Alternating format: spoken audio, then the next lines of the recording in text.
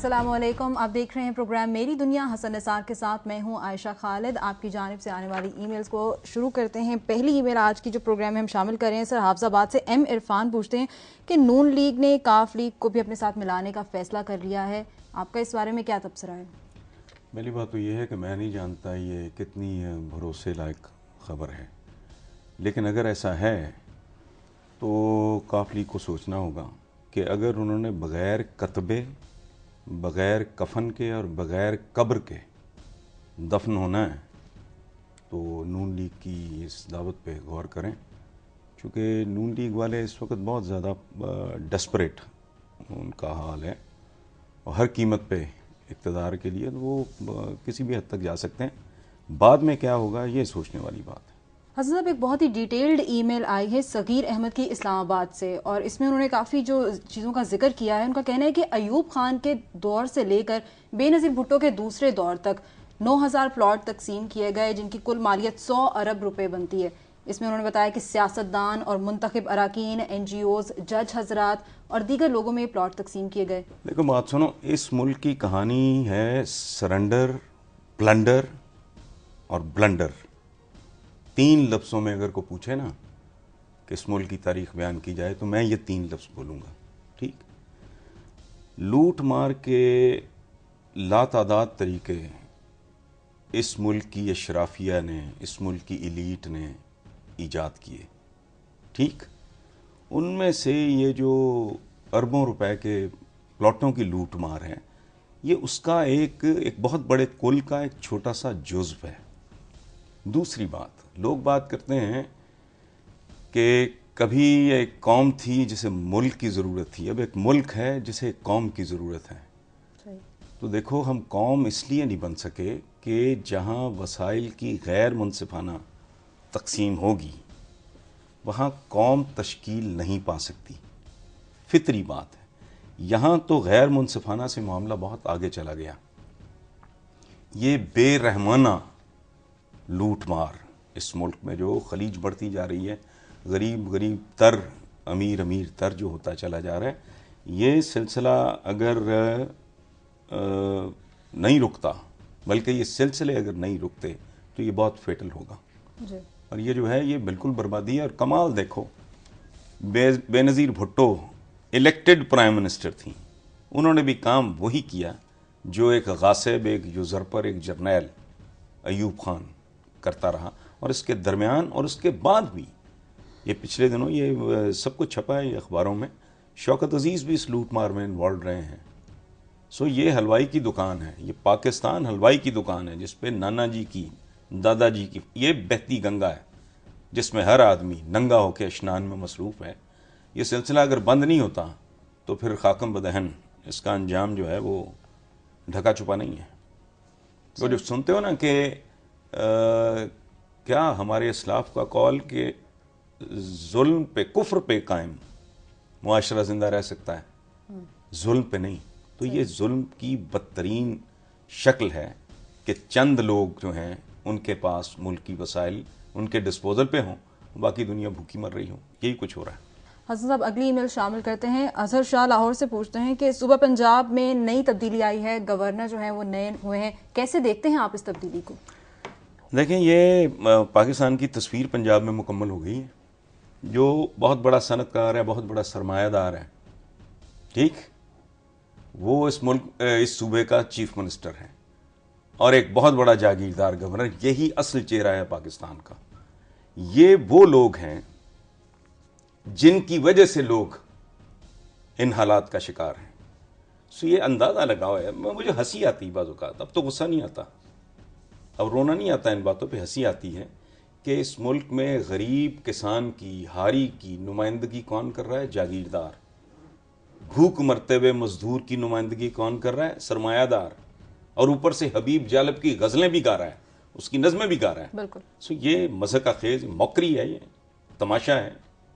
लेकिन बहरहाल इससे आप अंदाज़ा लगा लो कि हम आज खड़े कहाँ हैं।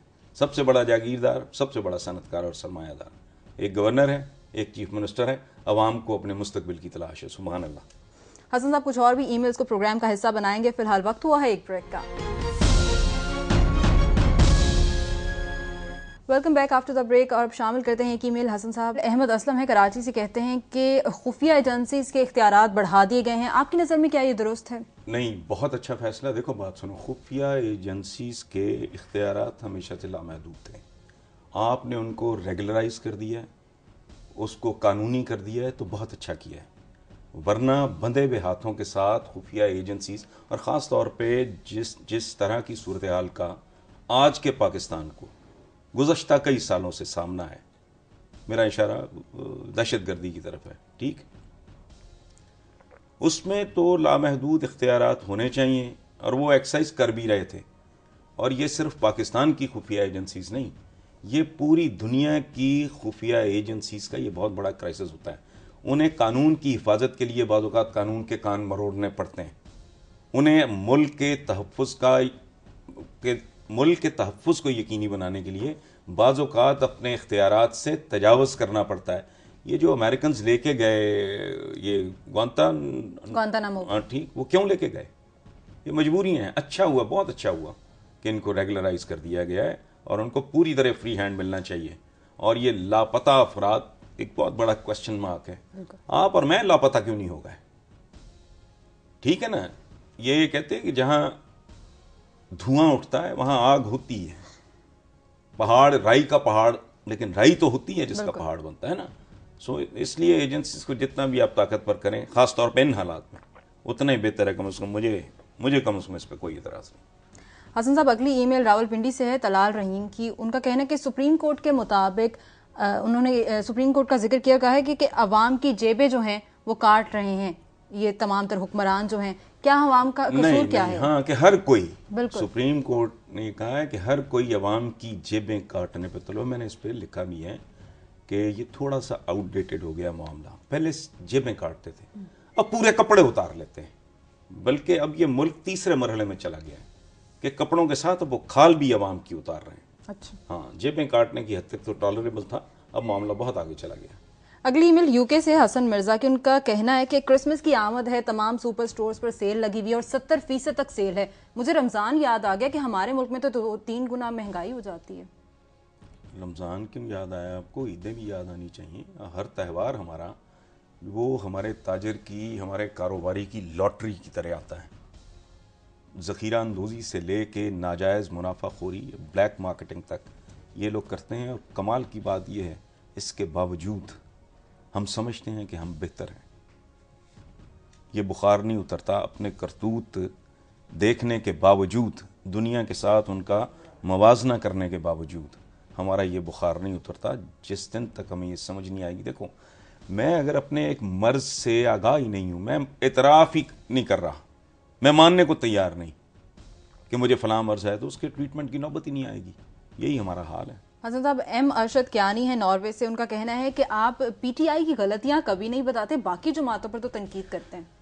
देखें, पहली बात तो ये है कि अपनों के ऐबों की पर्दापोशी किया करते हैं। मैं तो ये बात नहीं छुपा रहा, खुल के बयान कर रहा हूँ। दूसरी बात ये है कि पीटीआई की गलतियाँ खुद उनके लिए नुकसानदेह साबित हो सकती हैं, मुल्क व कौम के लिए नहीं। चूँकि वो ज़्यादा ख़तरनाक गलती हैं जो इक़्तिदार में आने जाने वाले, ये जो सी-सॉ का खेल चल रहा है इस मुल्क में, म्यूज़िकल चेयर, कभी मियाँ आ गए, कभी जरदारी आ गए, कभी भुट्टो आ गए, कभी फला, ये इनमें से खेल निकलना चाहिए।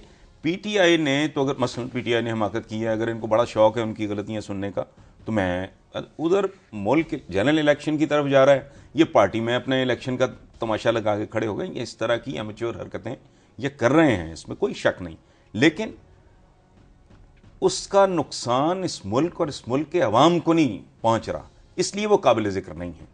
जब इक़्तिदार में बैठे हुए या बाकायदा ऑपोजिशन, इमरान खान तो और टाइप की ऑपोजिशन है ना, जिसकी कोई प्रेजेंस नहीं है, ना सेनेट में, ना असेंबली में, ना प्रोविंशियल असेंबली में, उस बेचारे की गलती कौन सी गलती होनी है? It doesn't really matter. उनको इनकरेज करना चाहिए। ये वो वक्त है जहाँ उनकी हौसला अफजाई करनी चाहिए, उनकी गलतियों को नज़रअंदाज करना चाहिए। कुछ पे मैं भी बहुत कुड़ता हूँ, उसमें कोई शक नहीं, लेकिन वो ऐसी हिमाकतें नहीं है जो मुझे और आपको, वो खुद इमरान को या उसकी पार्टी को तो नुकसान पहुँचा रही होंगी, हमारे लिए बेज़र है वो। हसन साहब, अगली ईमेल भी कहीं ना कहीं उसका ताल्लुक जो है वो पीटीआई से ही है। आमना अशरफ लंदन से पूछती हैं कि ख़वातीन की मखसूस नशिस्तों को ख़त्म करके उनके इलेक्टोरल कॉलेज बनाने की जो तजवीज़ इमरान खान ने दी है, आपकी नज़र में क्या है, ये दुरुस्त देखो है? यार, ये है बुनियादी तौर पे एक 5 स्टार फ्रॉड है। ये ख़वातीन की नुमाइंदगी का जो हम चर्चा करते हैं ना, तो क्या इस मुल्क की 90% ख़वातीन की ये नुमाइंदा हैं? ये जो बेगमात और ये जो कैट वॉक और परफ्यूम में डुबकियां लगा के जो असेंबलीज में चली जाती हैं, ये नुमाइंदा नहीं है भाई। ये जो कॉटन पिकिंग कर रही है जो औरत आपकी सराइकी बेल्ट में, बिल्कुल, जो सिंध के रेगिस्तानों में फालसा चुनने वाली औरत है, जिसे पता है मुआवजा क्या मिलता है? कैश में नहीं मिलता। फालसे की जो होती हैं ना वो शाखें, उसकी जो झाड़ी है उसकी शाखें उसको दे दी जाती हैं मुआवजे के तौर पे। उससे वो टोकरियां बुनती हैं और वहां से वो उनकी कमाई का जरिया है। तो उनकी नुमाइंदगी कौन कर रहा है? ये बेगमात कर रही हैं, ये लैंड क्रूजरें कर रही हैं, ये 35-35 लाख रुपए के जो पर्स उठा के चलने वाली बीबियां हैं, ये उनकी एक बात। दूसरी बात, ये वो तबका है, ये वो क्लास है जिन्हें वुमेन्स लिब की ये बड़ी चैंपियंस हैं सारी, ठीक है, मर्द के साथ बराबरी का इन्हें बड़ा शौक है। तो भाई बिस्मिल्लाह, इस पे कूदने की क्या जरूरत है? मैदान में आओ, धक्के खाओ, डोर टू डोर जाओ, हाथ पांव जोड़ो, किसी के घुटने पकड़ो, किसी की दाढ़ी को हाथ लगाओ, अब अपना वोट इकट्ठा करो, हिम्मत है तो आ जाओ असेंबली में। ये क्या है कि ये आपस में बांट रहे हैं बैठ के, फलां की बेगम आ गई, फलां की बहन आ गई, फलां की बेटी आ गई। ये तो लूटमार है। इमरान ने अगर कहा है तो ठीक कहा है, सही, यानी कि बाकायदा मुकाबला होना चाहिए। बिल्कुल होना चाहिए भाई। अगर ये औरत और मर्द बराबर है, या इनकी गवाही यादी नहीं है और इनके हुकूक बराबर है, हालांकि औरत और मर्द का मामला डिफरेंट है। ये इक्वालिटी और यूनिफॉर्मिटी को कंफ्यूज कर रहे हैं। औरत और मर्द बराबर है, लेकिन यूनिफॉर्मिटी और इक्वालिटी, ये दो डिफरेंट चीज़ों को कंफ्यूज किया जाता है। लेकिन खैर, ये एक और बहस है, मुझे याद कराना किसी प्रोग्राम में, इस पर बात करेंगे कि औरत और मर्द के दरमियान ये जो क्राइसिस है वो उसकी बुनियाद क्या है। वो फहम की कजी है, सही, सोच का नक्स है बुनियादी तौर पे। लेकिन बहरहाल इमरान ने जो कहा कि ठीक है, ये खुसूसी नशिस्तें, ये खुसूसी हर जगह पे। इस मुल्क का अलमिया ये है, मैंने जो पहले कहा ना, बिल्कुल, भूखे मजदूर की, जिसके तन पे कपड़ा पूरा नहीं है, जिसके घर में रोटी नहीं है, जिसके बच्चे स्कूल नहीं जा रहे हैं, उसको रिप्रेजेंट कर रहा है एक खरपति सनतकार, एक भूखे नंगे किसान को रिप्रेजेंट कर रहा है इतना बड़ा जागीरदार। अच्छा, खवातीन के नाम पे कौन नुमाइंदा? वो भाई, वो तो खवातीन है ही नहीं, ये तो बेगुमात है। तो ठीक है हसन साहब, बहुत से अहम सवालात अभी और भी बाकी हैं, लेकिन उनको डिस्कस करेंगे इस ब्रेक के बाद। ब्रेक से वापसी पर अपने प्रोग्राम को आगे बढ़ाते हैं और कुछ जिक्र करेंगे। हसन साहब, अमजद अली इटली से पूछते हैं कि एमक्यूएम के कायद अल्ताफ हुसैन ने अपने कारकुनों से राय मांगी है कि क्या वो सियासत छोड़ दें। आपको लगता है कि वो सियासत छोड़ देंगे? देखें भाई अल्ताफ भाई, कि मैं तो एमक्यूएम के बारे में आपको पता है मेरा नुक्ता नज़र क्या है। मैं तो एक सीधी सी बात जानता हूँ, एक लीडर जब इस मकाम पे पहुँच जाए जिस मकाम पे अल्ताफ साहब हैं जी, जब वो लोगों के दिलों में घर कर जाए, तो वो तो फिर सियासत उसके लिए कंबल हो जाती है। वो छोड़ना चाहे भी तो उसकी जान नहीं छूटती। उसकी एक मिसाल है, भुट्टो साहब को फांसी चढ़े कितने बरस बीत गए, अशरे बीत गए ना, सड़क पे ना रहा है, जिंदा है भुट्टो, जिंदा है। बिल्कुल, उसके जालों ने तो उसकी मौत को तस्लीम करने से इनकार कर दिया। ये है पॉपुलर लीडरशिप। तो अल्ताफ हुसैन एक बहुत पॉपुलर, अपनी जगह में बहुत कैरिस्मेटिक उनकी शख्सियत है। वो छोड़ना चाहें भी तो नहीं छोड़ सकते, तो उनका तो सवाल ही ठीक नहीं है, हो ही नहीं सकता। सही। हसन साहब, अगली ईमेल अदील रजा की है लाहौर से। वो कहते हैं कि कल बिलाखिर डॉक्टर ताहिरुल कादरी मीनार पाकिस्तान में जलसा करेंगे, क्या कहते हैं आप इस बारे में? कल कर रहे हैं, कल 23 है जी। देखिए, मैं एक बात बुनियादी, लोगों को ये बात हजम नहीं हो रही, समझ नहीं आ रही कि मैं किसी मौलवी के लिए नरम गोशा मेरे दिल में कैसे। तो मैं बार बार ये अर्ज कर रहा हूँ, मैं किसी ख़ास हुलिये के नहीं, मैं एक ख़ास माइंड सेट के ख़िलाफ़ हूँ। ताहिरुल कादरी साहब जो हैं, उनको वो इस अहद के तमाम तर तकाज़ों को समझते हैं, उनका एक वर्ल्ड व्यू है, वो मामलात को समझते हैं। दूसरी बात, कल के शो के बारे में ज़ाती तौर पे मुझे यकीन है कि वो बहुत इम्प्रेसिव, बहुत बड़ा शो होगा। और उसके बाद क्या होता है मैं नहीं जानता, क्योंकि मैंने ये लिख के भी कहा है, हालांकि ऐसे मुफ्त मशवरा देना अहमकों का काम है, लेकिन वो अवाम के वसीतर मुफाद में मैंने ये लिख के भी कहा है, मैं बोल के भी ये बात कर चुका हूँ कि उन्हें अभी खुद को पेश नहीं करना चाहिए, मोटिवेट इस वक्त। हाँ, वो लोगों को इंस्पायर करें चेंज के लिए, मोबिलाइज करें, मोटिवेट करें कि लोग तब्दीली की तरफ आएं और आजमाए हुए लोगों को दोबारा आजमाने का खतरा न लें, वरना बहुत बड़ी बर्बादी होगी। सही। सिंपल।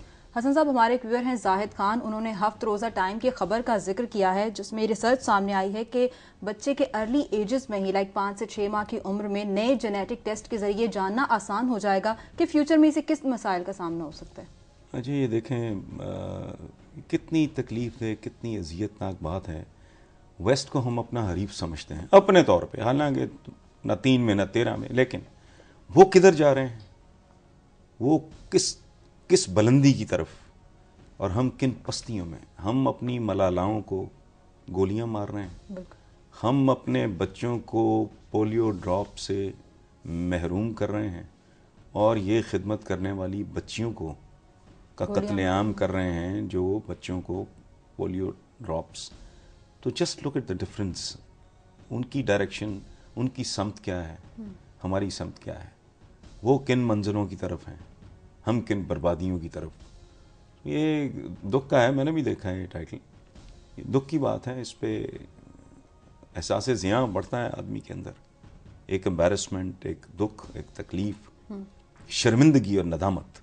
सही कि वो किधर जा रहे हैं और हम किधर जा रहे हैं। हसन साहब, एक थोड़े लाइट से क्वेश्चन पे प्रोग्राम का आज जो है एंडिंग करेंगे। भी सारे लाइट ही थे। अच्छा, ये ज़रा थोड़ा ज़्यादा लाइट है कि हसनैन हैदर पूछते हैं मैनचेस्टर से कि क्या आप जवानी में भी ऐसी बातें करते थे या अब शिद्दत आई है? नहीं, था तो मैं ऐसा ही, लेकिन अब शिद्दत शायद कम ही हुई हो। कम हुई है? हाँ, दरिया जब चढ़ता है तो वो और ज़माना होता है, जब उतरता है तो हम तो उतरते हुए दरिया, मैं तो कहा करता हूँ कि हमारी ज़िंदगी के अब बड़े नोट तो खर्च हो गए, अब तो थोड़ी रेजगारी बाकी है, तो जाहिर है अब धीमापन तारी होता जा रहा है। मैं तो आई वॉज वेरी एग्रेसिव, मैं, लेकिन अब नहीं, तो बहुत कम हो गया है। हसन साहब, आज का शेर सुनाइए। आज का शेर है बड़ा सादा सा, तफसील में मैं नहीं जाऊँगा। शेर है, मैं भी कितना अच्छा हूँ, बिल्कुल तेरे जैसा हूँ। सही। ठीक, सादा भी है और गहरा भी बहुत है। हाँ, गहरा है, इस पे गौर करें। बहुत शुक्रिया हसन साहब। इसके साथ ही प्रोग्राम का वक्त खत्म हो जाता है और जाने से पहले आपको अपना ईमेल एड्रेस बताते चलें जिस पर आप हमें अपने फीडबैक से अपडेट कर सकते हैं। मेरी दुनिया@duniatv.tv पर आप हमें ईमेल कर सकते हैं। इसके अलावा अपना मैसेज हम तक पहुंचाने के लिए एमटी लिखकर स्पेस दीजिए, अपना मैसेज लिखिए, मुकम्मल नाम और पते के साथ 3031 पर सेंड कर दीजिए। आप हमें फेसबुक और ट्विटर पर भी ज्वाइन कर सकते हैं। मुलाकात होगी बुध के रोज, तब तक के लिए अपना बहुत ख्याल रखिए। खुदा हाफिज।